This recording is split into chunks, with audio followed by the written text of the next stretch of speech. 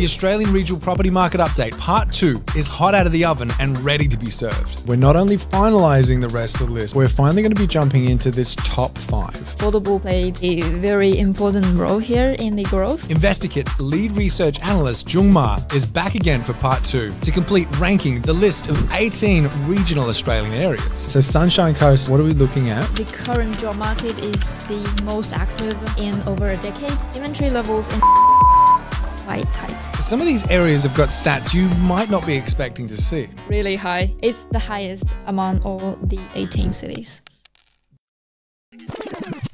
Industry structure there is still healthy. It's not relying on one single industry. The leaderboard then, what number are we looking at? Townsville's economy is getting healthier ever since 2016, 2017. It's not the top because inventory is going up. What is the number 1 regional city on your list for 2024? The number 1 regional city now is... For anyone that's been thinking about investing in regional areas in Australia, you're going to enjoy this episode. The Part 2 closure and top of the list to our 2-part regional city hot and not list. My name's Todd Sloan. This is the Pizza and Property Podcast, and you're listening to my chat with InvestorKit's data analyst, Jung Ma. Jung Ma, back again. Yeah. Good to be back. Time to finish the regional report. Mm-hmm. All right. If you're tuning into this episode right now, and you're like, what do you mean time to finish? Rewind back because 9 regional areas have already been unpacked by Jung. We're developing a scoreboard, which our top area so far that we've gone through has been number 8. And I believe that was Wollongong. The worst area has already been revealed on the list, which has been number 18, which was Ballarat. And everything else in between. This episode, we're not only finalizing the rest of the list, but we're finally going to be jumping into this top 5. We've already done New South Wales, Victoria. It's now time to jump into Queensland. Excellent. We didn't rehearse that. We just said it second. Okay, Jung, what's our first town off the list? The first one is Gold Coast. Gold Coast, okay. The popular one. Okay, so Gold Coast, what are we looking at as far as median house price is concerned? Gold Coast median price is actually the same as Wollongong, 1.2 million. Makes sense. Mm-hmm. Okay. All right, so 1.2 mil. Mm-hmm. And our last 12-month average growth? Quite well, 10.4%. Really well, 10.4. Okay, cool. Now we're cooking. And what are we looking at for our yield? I'm guessing this has got to be lower if 1.2 is our buy-in. Yeah, Gold Coast might surprise you. It's actually 4.0%. Not really high. Sorry, not really low. No, not for a 1.2. Yeah, okay, so 4.0? 4.0, yeah. So 4 flat, okay. So 4%. And inventory levels? Inventory levels quite low here. It is around 2.3 months of stock. 2.3 months. Okay, so 2.3 months. This has got to be high on the list. Talk to me about Gold Coast overall. Economically, where's it sitting? Economically, it's doing really well now. In 2023, it reached the bottom point in over a decade. The unemployment rate, it was below 3% at the time. And that was early 2023. In the year following, it's been increasing, but now it is still well below 4%. Quite healthy. Yeah, very much.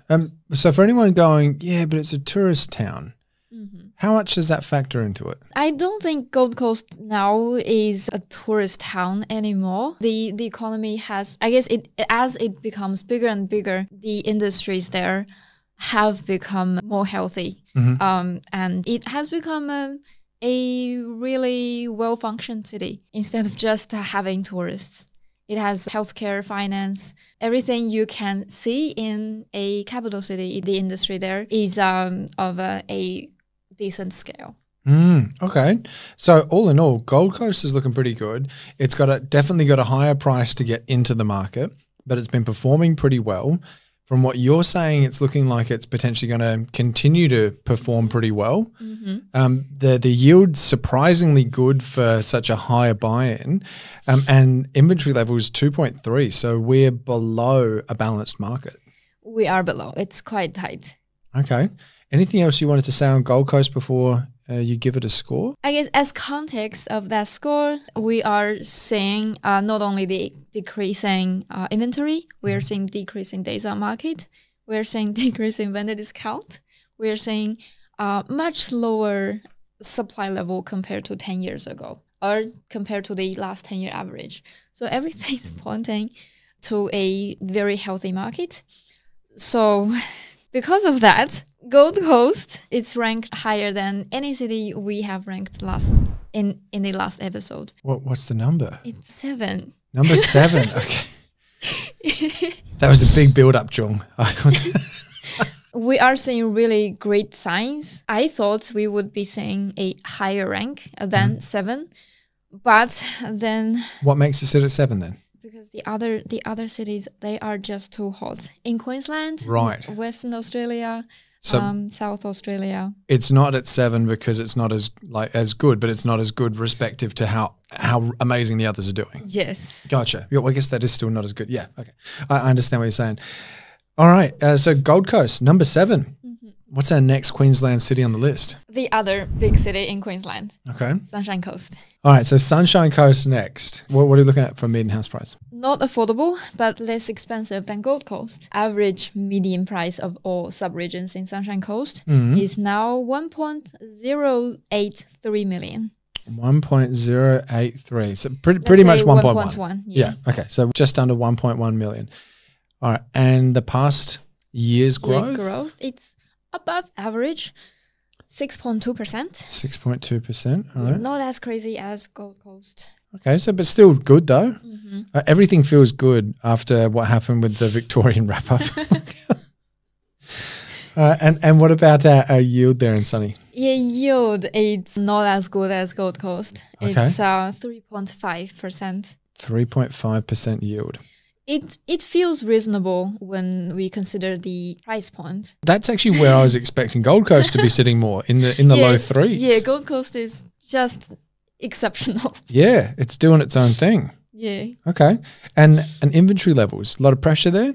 Inventory level is not as low as Gold Coast. It is around 3.5 months of stock now. Balanced level, I would say. Okay. It's actually going down from last year's above 4. So last year's above 4. Now it's at 3.5. So again, trending in the right direction. Already got some reasonable growth of 6.2%. Got to be happy with that. 3.5% yield, lower side there. That's going to be a harder cash flow play to hold longer term.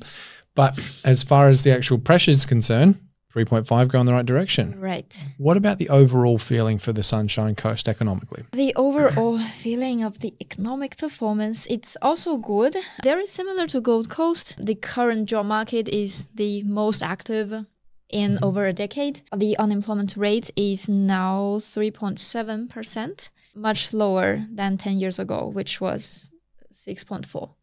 6.4 10 years Yeah, ago. so it's down from that level. So what is it that's really fueling that then? Is more industry moving to town or what?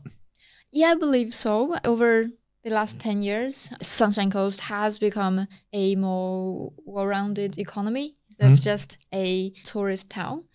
And also its relative affordability compared to Gold Coast is attracting a lot of internal migrants from Brisbane and from the other states like Sydney, Melbourne. Okay.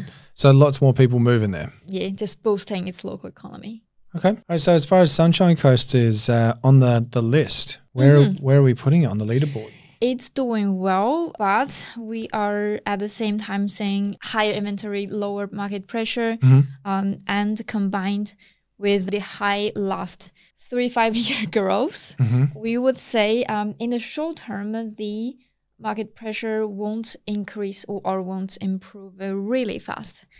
Because of that, I would put it in the middle at around 11 out 11. of 18. Okay. Almost smack bang there. So it's not amazing, not terrible. It's just all right. It's doing good. Yeah, similar. I think that's similar position as Newcastle. I think it was. I think Newcastle was 9, wasn't it? Yeah, 9.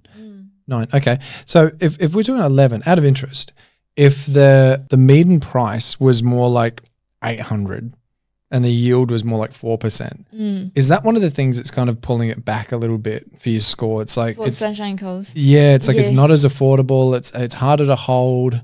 Is that a part of like the reason? Yeah, I would say so. Yield not quite attractive to investors, and the price level it's not really attractive owner occupiers. So yeah, I do think the recovery potential of housing demand would be weaker than Newcastle. Makes sense. Okay. Next Queensland town on the list. Where are we going? We are going to an inland city, Toowoomba. Toowoomba. Okay.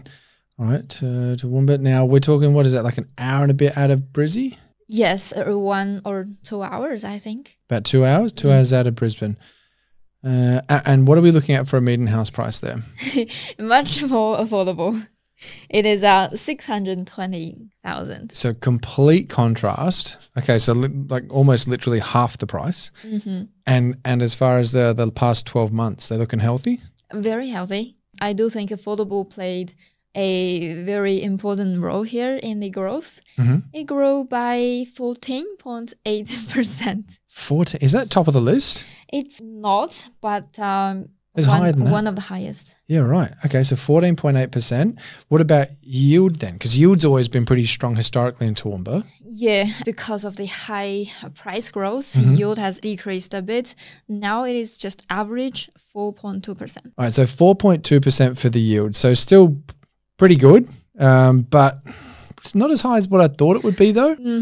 Yeah, it was high in 2021, 2022, just before the really crazy price surge.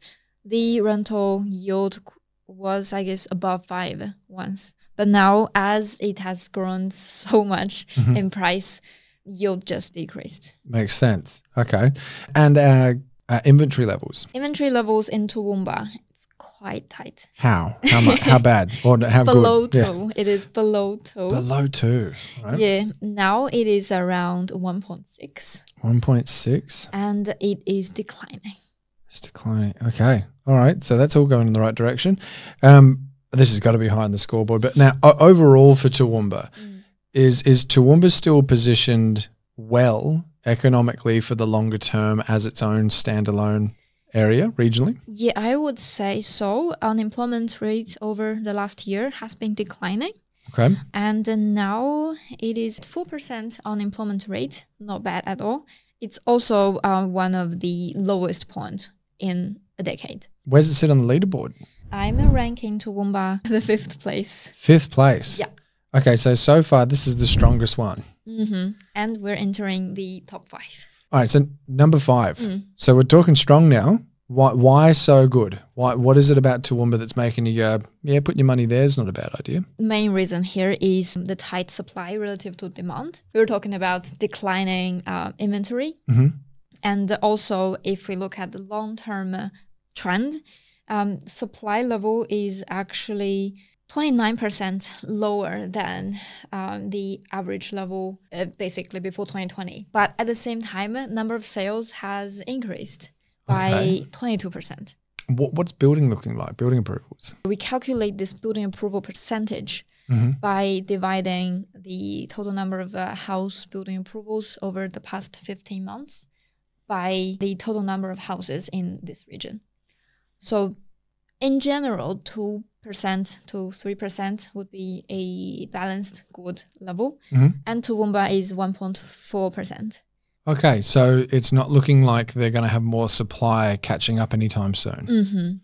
Gotcha. Okay, and again, why this is ranking so well on the leaderboard, because there's good demand, there's been good growth, there's still a reasonable yield, but yeah, and it's a really low inventory level, and you're not looking at that really changing anytime soon. Not really. We don't have a lot of incoming supply to come. Gotcha. And also the last 10-year growth is quite healthy, around 6%, basically in line with the long-term average, but not as high as how Gold Coast or Sunshine Coast looked. The annualized growth in Sunshine Coast was around 9%, same as in Gold Coast. Yeah, right. That 6% annualized growth is giving Toowoomba plenty of space for further growth. Interesting. Okay. What's our next town on the list? We basically move north in Queensland. We're going to Bundaberg. Bundaberg. Okay. What's our median price in Bundy? Even more affordable than Toowoomba, 530,000. 530,000. Okay. And what's it done in the past year? Another strong one, 14.5%. 14.5. Okay. And these still aren't the top. I'm very, very keen to hear that. And a yield stronger in Bundaberg, isn't it? Yes, yield is about 5.2%. 5.2. Okay, so it's still finding a yield in the sixes then is still doable in Bundaberg, because if this is our median yield or average yield, okay, cool. Right. I like the sound of that. And our inventory levels? Lower than 3, it is around 2.7 months of stock. 2.7 months. All right, so there's some fair pressure on this market. Yes. To be honest, in late 2023 to early 2024, the inventory level increased a bit, basically from 2.3 increased to 2.8, but still lower than 3. And now it is declining again. All right, so if that's declining again, what caused it to kind of increase a little bit? What happened, do you reckon? Right. It is hard to say because we don't see a really apparent or significant increase in supply at that time. And the sales volume was also quite smooth. So I guess from 1.3 to 1.7, it could be just a natural fluctuation. Okay, so there's no like kind of standout, this thing happened. It's just more like a piece of natural market movement. Right. Yeah, okay. The biggest reason I ask is because I remember Aj has mentioned Bundy on the show a few times, going back a few years, and it sounds like this is still on the list of where to potentially buy. It is still. Okay. And is that just because it's still steadily growing, or it's like it didn't take off quite as quick as what was originally anticipated? It did grow really fast over the past 3 years, I guess since 2021 or 2022. Yep. But it is still quite high pressure, making us believe there is much more growth ahead. The reasons why we are seeing high pressure there is, one, the inventory is going down again. It's already lower than 3. It's showing this trend to go down again. Gotcha. And another thing is days on market. Usually when a market is losing pressure, we would say days on market increasing. And now in Bundaberg, days on market has been staying in this low level, I guess decade low level for ever since 2022. It's not really increasing much. It's not decreasing because I guess what's the low level again? A decade low. Now it is around 55 days on market. 55, okay. But if we compare to this 10 years ago, it was 150 days on market. Okay. So when Bundaberg turns, it turns. Yeah. And also very similar to Toowoomba, the supply-demand relationship is much tighter than its last decade average. Number of listings now is 28%, close to 30% lower than pre-COVID level. And the number of sales is 40% higher than pre-COVID level. The two lines has become from this distance to this. Gotcha. Okay. So you're still seeing Bundaberg as a good place as far as the next few years is concerned? Yeah, I do believe so. Yeah. Okay. With that said then, has it cracked past Toowoomba or are we looking at a 6? Yeah, we are looking at a bit higher. What's the number? 4. Oh, 4. Sorry, you just said 4. So 4 on the leaderboard. Okay. All right. So Bundaberg is in our top spot at the moment. Is there anything else that you feel is relevant for someone going, oh, I knew it, I want to look into Bundaberg more? One thing to add could be the vacancy rate. We haven't talked about vacancy rate a lot, but Bundaberg's vacancy rate is looking good. Now, 0.3%. 0.3%. So basically non-existent. Okay. No, in many regional cities, we are actually seeing vacancy rates going up a bit. They're still low, but going up. But in Bundaberg, it's actually been declining since mid last year. So not even consistent, it's still going down. Yeah, so housing demand there should be still very, very high now. Interesting. Okay. Do we have any more left in Queensland? Yes, we will be moving forward to the north, and yeah, we have two left. Two left. Okay. What's next? Rockhampton. Rockhampton. All right. We did an episode not long ago with some other regional areas and data. And we did actually get criticised for Rockhampton not making it into the list. So I'm very glad Rockhampton has now made it in this time. All right. So Rockhampton, what are we looking at as far as their median price? I guess median prices are just keeping declining. Now, Rockhampton is 465,000. It's so cheap. Okay. So 465 and a 12-month growth? Higher, 16.3%. So for anyone, Jung, looking at this going, okay, Rockhampton, yeah, cool, it's going good now, but it also sort of sat there and did nothing for such a long time. If anything, I think it even went backwards for like a better part of last decade. Is it right for them to go, if I just want a bit of short-term growth, get in, get out, that's really my safer play, but a town like Rockhampton over the next 10 years, that's got more risk attached to it? Or are you looking at data going, no, that's actually not what the numbers are telling us? Yeah, I guess I would go for the latter. Data is not showing that. Okay. It is showing a really weak growth in the next 10 years. For Rockhampton, the economy is actually much healthier now. Okay. As long as what we're concerning, the industry structure there is still healthy. It's not relying on one single industry. So the lack of growth beforehand, was that coming more so from a like weaker economy? Yes, I guess overall, the central Queensland, North Queensland, or even the whole Queensland economy wasn't really strong over the 2010s. And I guess that's basically their business cycle or their market cycle. They just have these longer cycles than the other states or the other locations. Okay. And if we only look at the last 10 years, yes, it didn't grow well. Most of the original Queensland cities didn't grow well. But if we look at the past 20 years or even the past 30 years, they actually did really grow well in the early 2000s. So I guess it's more of a market cycle thing. Okay, that makes sense. And yeah, if I have to add something to the coming few years, we do think the economy is improving. Yeah, one thing we're seeing is the improvement in its population trend. If we can look at in two ways. One is population growth itself. The annual growth rate has been increasing since 2016. It didn't really just happen during COVID. It's been improving since 2016. And the same thing as internal migration. Since 2016, internal migration growth rate every year has been going up. Okay. So it's been, yeah. It's going in the right direction, and it's not just going in the right direction in the short term. That's what I'm hearing. Right. Yeah. Okay. And so 16.3% in the last 12 months. What are we looking at for its rental yield? Rental yield here, they are quite well, 5.5%. 5.5%. Okay, so looking very good. And inventory? Inventory level in Rockhampton, it is another low one, lower than 2. It is around 1.6 as well. 1.6%. Okay, so very low.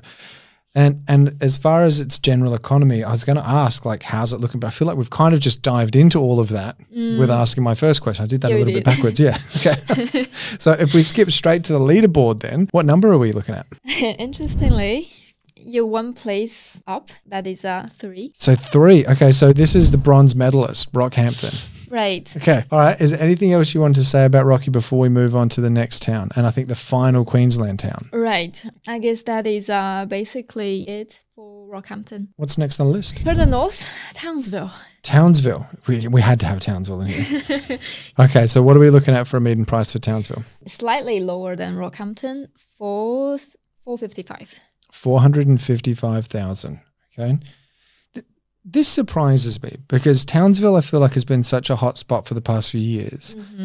And just hearing that it's impossible to buy there, it's great. Like, and I've looked there myself, haven't bought there personally, but it's like, I thought that would have gone up higher more, like the median. Is there something that either I'm missing from that picture or something that maybe caused it to slow for a little bit for a while? Two things. One is it started really low.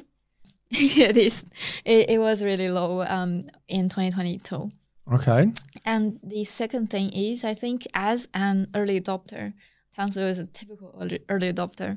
Still in the early adopter phase, or would you say it's gone into hotspot? Yeah, now it's moving towards hotspot. Okay. But when we started looking at Townsville as a potential market, it was just out of the stagnancy period. Everything was just taking off. Mm-hmm.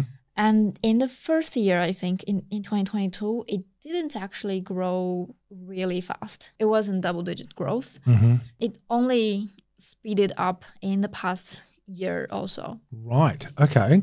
So the past year is really where Townsville has been seeing its growth. Mm-hmm. And what is that past year's growth? The past year's growth, 12.6%. 12.6. So not the top of the list, but certainly still very respectable. Mm-hmm. Like double-digit growth right now is awesome. Right.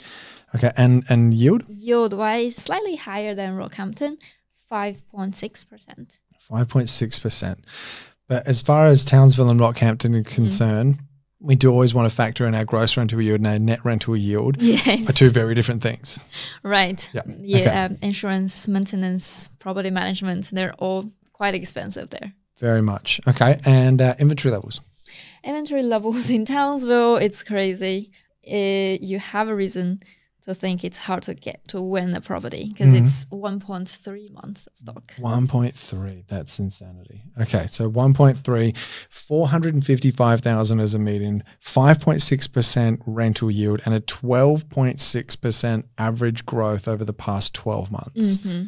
So I've always looked at Townsville and thought, I mean, it's not just like a mining town or it's like one kind of horse, but there's a lot of government spending going in, a lot of government investment, correct? Mm-hmm. Yeah. Is that really one of the main sort of economic drivers for Townsville?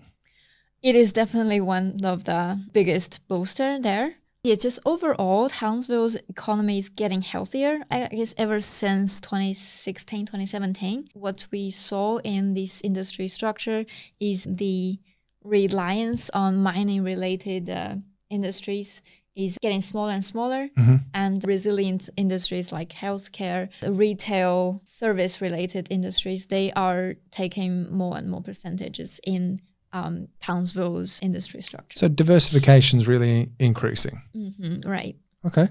All right. Anything else you wanted to really add for Townsville? Because I bet you this is going to be one that people fast forward to. Is there anything else on the list for Townsville? Townsville, right, very, very similar to Rockhampton, a really tight supply. Days on market, it was stabilized a bit last year and now it is declining again. Vendor discount stabilized at this relatively low level. So yeah, everything is looking pretty nice good in Townsville. Where does it sit on the leaderboard? Yeah, because of that, we are ranking it the second place. Number 2. Okay. And so what how many more on the list overall? 2? 3. 3 more on the list. Okay. So what are we looking at then for our third to last property on the list? And we're not in Queensland anymore, are we? No, Townsville is last Queensland. Last Queensland. What state are we jumping to? We are jumping to South Australia. South Australia. Okay. And what's made the list here? Is there just the one or a couple? Just one. Just one. Yeah, smaller regional, small state and small regional towns. So Mount Gambier is the largest. Mount Gambier is the largest. I was about to guess and I was going to guess wrong, so I'm glad I didn't say. Okay, so Mount Gambier. All right, talk to me about Mount Gambier. What's the median price there? Relatively affordable, 451,000. So 451. Okay, and 451. What are we talking about for the last 12 months growth? It's really high. It's the highest among all the 18 cities. It is 18.6%. That is nuts. 18.6% over the past 12 months. Okay. And as far as our yield's concerned, still got a good yield to it, doesn't it? Not bad. 4.8%. 4.8%. Okay. And inventory? Inventory level in Mount Gambier, I would say balanced. It is around 3 months of stock. Economically, because Mount Gambier is not a huge regional town. What is that population of, like sort of 20, 30,000 people? Like I think it's a decent size. but it's not. It's not a Wagga. Yeah, you're right. 27,000. 27,000. Okay, so 27,000 people, and it's almost Victoria, where it's actually really placed on the map. Like it's probably closer to Melbourne than it is to Adelaide. I think it's the middle point between Adelaide and Melbourne. Okay, if we're talking the economic diversity of Mount Gambier, it's still standing on its own 2 feet, or is there like one industry that it's very reliant on? No, I don't think it's a one industry reliant town. Okay. Its industries are quite balanced there. Okay. And so you're looking at this through lens of it's just kind of starting and it's in the early adopter, or this is in the hotspot phase? Because 18.6% it is feels like it has to be in hotspot, but yeah, it has to be. It is. Yeah. Okay. It is hotspot. It's been growing well for a few years now. For example, last 3 year annualized growth was 14%. 14%. Right. Okay. So it's done really well. That's fantastic. It is. All right. And if we're looking at this on the leaderboard, this has got to be in the some of the top positions. It is one of the highest, but it's not the top because the inventory is actually going up. Right. And, okay. Oh yeah, 3. That's not. It's not bad, but it's not exactly. Yeah, it was once 1.2. 2 Okay. years ago. Yep. So it's been increasing over the last 2 years. And days on market as well, it's a bit higher than where it was last year. So I think these are early signs of pressure relief, but it has some time to go ahead. So because of that, we are ranking it as 6 out of 18. 6 out of 18. Okay, so still a solid score. Now, as far as the like days on market are concerned, my gut feeling on this is when it cools hard. Is Mount Gambier the kind of place that like days on market can go into 3 digits, like when it really slows? It's actually already 3 digits. It's already 3. Yeah. At the hottest time, days on market was over 90 days. And now it's just above 100. But it's not increasing steeply. Right. It's just lifted but stabilized at this level. That doesn't make any sense to me. I would have 18.6% growth. I would have been expecting days on market to be going down like it's. I would say the data I'm looking at here is the broader region. Okay. It covers a much larger area than Mount Gambier city itself. Right. Okay. Inside of Mount Gambier, the days on market can be much lower than this 90 days. Gotcha. Okay. All right. But trend-wise, it's always in line with the broader region. Gotcha. All right. What's next one on the list? So we're not in South Australia anymore. We move on to Tasmania. Tasmania. Okay. What are we looking at in Tassie? Tasmania picked one city, major regional city, Launceston. Launceston. And what are we looking at for Launceston's median house price? 550,000. 550. Now, Tassie as a whole has really slowed down, hasn't it? It has. Okay. So, because it was the hottest thing, and it had, from what I understand, one of the longest booms. It just kept going and going and going. Yeah, 6 years. 6 years. Yeah. Okay. So I'm assuming this isn't going to be high on the list then. So Launceston, 550,000. What's the past 12 months look like? Didn't look really good because it declined. Okay. 2.7%. That's more than like Ballarat, isn't it? I can't remember. Not as much as Ballarat, but more than Geelong. And more than Bendigo. Ballarat was minus 4.5%. Okay, yeah, I take that back. All right.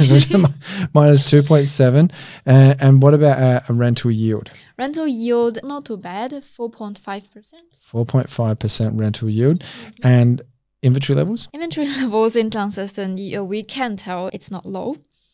It is stabilized at around 4.1 months. 4.1 months. Okay, so 4.1 months, 550. So decent, affordable buy-in price, going backwards, reasonable yield, and it sounds like the pressure's not really there. Is this just simply because it was the flavor of the month for such a long time? Is it more of a sentiment play? It's like surely it can't keep going. Is like the feeling, or is there other data that says like no, it's because this went down, the market's going with it?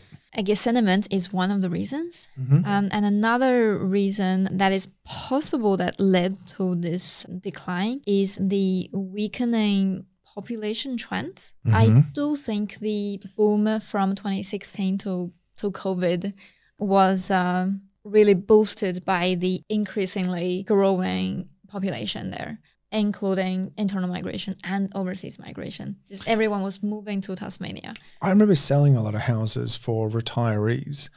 This was back when it was like so cheap. And we're selling their houses for $500,000, 600,000, which was a lot back then in Adelaide. And then they were buying somewhere in, like whichever place they were going to, and they were spending like 200,000 or 300,000 getting something really nice. Yeah. And so it sounds like that was a lot of what was fueling it in the early days. And now you're saying, well, there's not as much of that? Not as much now, because we are seeing one, internal migration. It has been declining since 2018, to be honest. And then population itself, it was growing well in 2020 with above 1.5% growth each year. And ever since then, in 2021 to now, it's been slowing down. And in 2023, it even declined. All right. That could be, one of the reasons why housing demand is not strengthening. I'm just interested if you score this worse than Victoria. It can't be worse than Ballarat, right? Okay, yeah. But it is it is low. It is 16. 16. I was just looking to see if there was a 17, and that's right. Coffs Harbour was 17.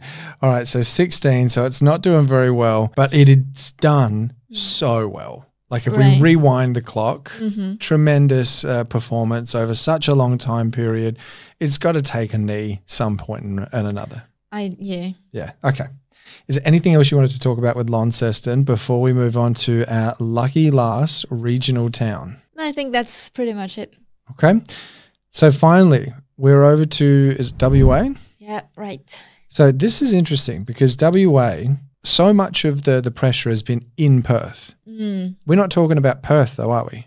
We're talking about regional centres. Yes. And we haven't said number one yet.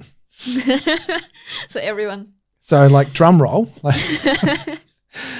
What is, I don't need to ask you what it's going to score. What is the number one regional city on your list for 2024? So the number one regional city now is Bunbury. Bunbury. Okay. Can we get into the numbers in a second? But why first? Because, we are just seeing increasing a high and at the same time increasing market pressure there. And this is relatively new, or Bunbury's been doing well for the past few years from what you can see? Bunbury has been doing well in the past 1 or 2 years, I would say. 1 or 2 years? Yeah. Okay. So it's not in the early adopter phase still? It's moved to the hotspot phase. The supply really tightened relative to the demand since 2022. So 2 years of strong growth. All right. And what are we looking at for a median house price in Bunbury? Bunbury, the median price is close to 500, 497. 497. Okay. And as far as our 12-month growth? 12-month growth, 18.3%. 18.3. Wow. Okay. So 18.3%. And what's our yield? Yield is quite healthy, 6%. And that's the average or the median yield? Yeah, that's the average. 6%. All right. That's massive. So it's not impossible to find a 7% yielder in Bunbury. It could be, right? We're looking at average 6. So I guess John. if you really look, 7%, I think it could be possible. Okay. All right. And inventory levels. You've got to tell me a low number here if it's number one on the list. Yeah, it is a low number. Not as low as Townsville, but same as Toowoomba. Okay. 1.6. 1.6. Okay. So it might not be as low as Townsville, but everything else, massive yield, huge growth in the last 12 months. And this hasn't been growing for years and years. This has been growing for the past 12 to 24 months? Yes. Yeah? Yes. Okay. still very affordable. We're talking under $500,000 for our buy-in price. Tell me a little bit more about Bunbury itself. Like a big town, little town, what are we talking? It is one of the biggest towns in regional Australia. Regional Australia or regional WA? Regional WA. Okay. Regional Western Australia. Gotcha. Population not huge, 76,000. It's still pretty big though. Yeah, that was in 2021 census. So now 3 years after that, it should be 80,000. 80-ish thousand? Yeah. Okay. So can we talk a little bit about the economy of Bunbury then? Because like, is this one of those towns that is very heavily reliant on one industry? Is it like pretty diverse? What's going on there? Bunbury, being in Western Australia, the industries there are actually also mining related. Okay. But it's not as heavily reliant on it. If we look at the employment industries, healthcare and social assistance is the top employment industry, followed by construction and retail trade and education and public admin. And none of this has got to do with the mining sector. They could be supportive industries, I guess, to the families of mining industry workers. Right, okay. But the total output of that economy, construction is the top one contributor. Manufacturing is the second. Mining is the fourth. And manufacturing should be mineral processing or related, mining-related things. So as much as mining's still very much on the list, it's not like the predominant thing on the list. Yeah, and them together count around 25% contribution to the whole economy. Okay. And if you look at Western Australia, I think that is more than 50%. Yeah, so in comparison, it's actually lower. Yeah. Gotcha. All right. All right, so for anyone going, well, I just want to look into the top area on the list, Bunbury, here we go. What else do they really want to be aware of? What to be aware of?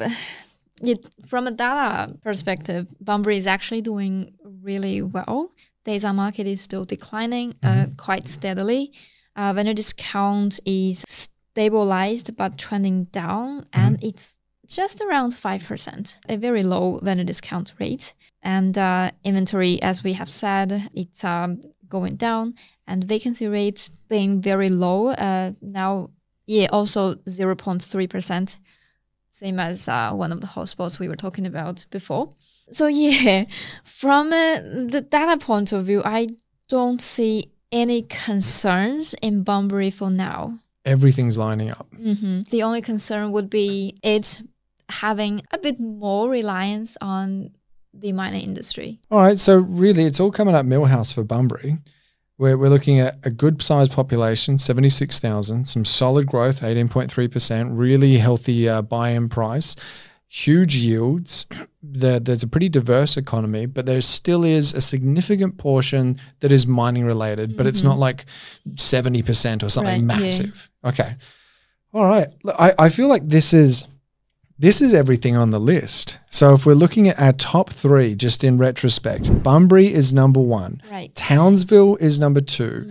Rockhampton is number three. Yes. Looking at our bottom three on the list, Ballarat is number 18. Coffs Harbour is number 17. Launceston is 16. That's it. Thank you. I was pausing for dramatic effect. And Launceston is number 16. So looking at this as a highs and lows, there's complete contrast here. And this was never supposed to be a list of like, these are the best areas. It's more so, no, this is a regional review.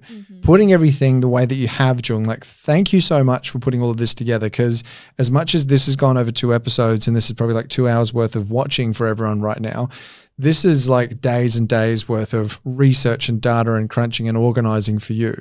So big thank you to you and the rest of the InvestorKit team for actually putting all of this together. I did want to ask you, for anyone that's been inspired and they're like, I like this data stuff, I like what Jung's talking about, what's an action step they can pull out the headphones right now and put into place straight away? I love that you give this so much thought. It's like you went into proper like thinking, man. Like hopefully you get to know how to look at the market pressure or how to analyze the market pressure of a certain region, either a city or a suburb. And you can apply the analyzing methods of trends and numbers right away in your own purchases. So you're basically saying jump into learning the data more, because this is great when it's served up to you, but it's even better when you can start doing it yourself. Mm-hmm. That's what I'm hearing. Yeah. Jung Ma from InvestorKit, I need to ask you arguably the most important question of the entire show. Last time I asked you this, I think I was asking you to split it with Arjun, but he's not here today. So so many pizzas to prepare. Jung Ma, what is your favorite pizza? Do I need to say the same thing? Sorry, the same thing as last time, or I can change? You say whatever you like. Now that we've learnt that your other half is Italian, I feel like there's a different sense of pressure on you. I guess besides margherita and the prosciutto one, you even just put the little Italian accent on margherita. You didn't say margherita. Margherita. Yeah, I'm learning Italian. Yeah, smashing it. Yeah, what else do I have? Do I like? I guess now, for this one, I'm not gonna say a pizza, but a pizzeria. Oh, okay. Right? So you're going to a place. Yes. Yeah. I need to check the name. Okay. That place is a very interesting one. It's what state are we in? New South Wales. New South Wales. Sydney. Surrey Hills. All right. I'll go to my... I feel like this needs to be put on like the booklet if we're doing a downloadable with this. It's like all these states and then there's pizza bar. So what is this pizza bar's name? Okay. Its name is called Al Taglio. Al Taglio. It is in Surrey Hills, Sydney. Okay. On Albion Street. And why is it so special?